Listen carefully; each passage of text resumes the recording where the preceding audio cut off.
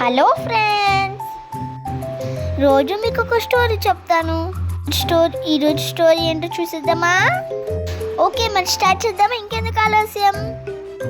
ఈరోజు స్టోరీ ఏంటంటే ఒక కుక్క ఒక బావి. ఒక ఊళ్ళో ఒక కుక్క ఉండేది. దానికి 6 బుజ్జి పిల్లలు ఉండేది. ఆ కుక్క దాని పిల్లల్ని బుజ్జిగా ఆడిపిస్తూ ఉండేది. ఆ డాగు ఆ బుజ్జి పిల్లల్ని ఎక్కడికి తీసుకెళ్లేది తెలుసా? బయటికి తీసుకెళ్లేది. పార్క్కి, బేకరీకి తీసుకెళ్లేది.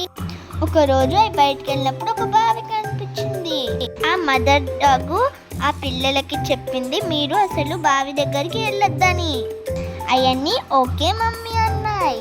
కానీ అందులో ఒక డాగ్ ఏం చేసిందంటే, మమ్మీ ఆ బావి దగ్గరికి ఎందుకు వెళ్ళొద్దు అని ఆలోచించింది. ఒక్కసారి బావి దగ్గరికి వెళ్ళి చూద్దాం అనుకుంది. బావి దగ్గరికి వెళ్ళి బావిలో చూసింది.